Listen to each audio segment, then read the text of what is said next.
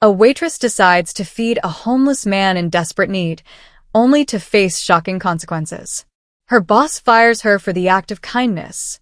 Just when it seems like all hope is gone, something extraordinary happens.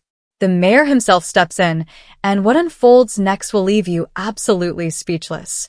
Before we dive into this powerful story of courage and compassion, make sure you hit that subscribe button. By subscribing, you'll become part of our growing community of story lovers. Gain access to heartwarming tales like this one, stories that inspire, uplift, and remind us of the incredible power of kindness. Don't miss our weekly videos that restore faith in humanity.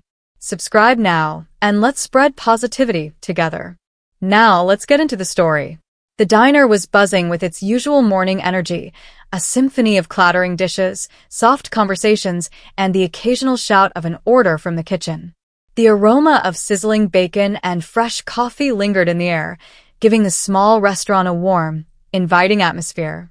Emily moved through the crowd with practiced ease, balancing trays while jotting down orders. Her movements were swift, yet her attention to customers never faltered. She had a smile that could instantly put anyone at ease, whether it was the grumpy older man who came in daily for his black coffee or the young couple enjoying a quick breakfast before work. But today, something felt different. As Emily delivered a stack of pancakes to a table, her eyes drifted to the window. Sitting on the curb outside was a man who seemed forgotten by the world.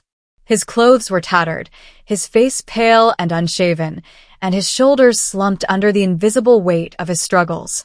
Though he barely moved, his eyes followed the plates of food being carried inside, filled with longing. Emily paused, her heart aching at the sight. Homelessness was not uncommon in the city, but something about this man, something in his gaze, compelled her. She couldn't just walk away. After ensuring her tables were attended to, Emily made her way to the counter.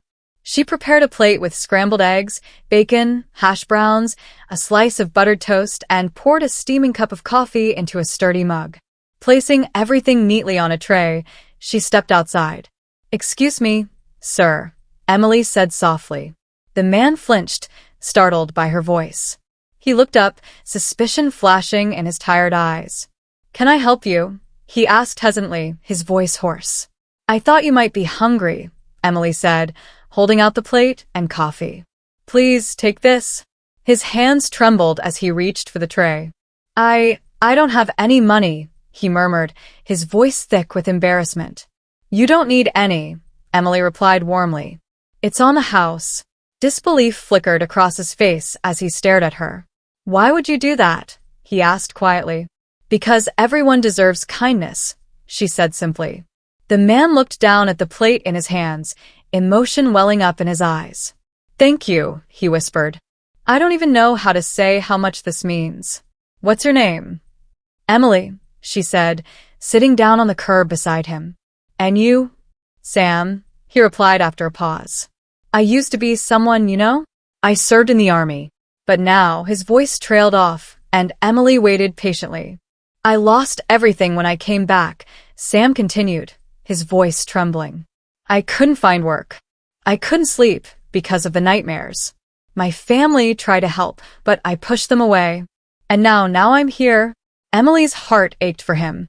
"I'm so sorry you've been through all of that, Sam. But you're still someone. And you're not alone." Unbeknownst to Emily, her act of kindness hadn't gone unnoticed.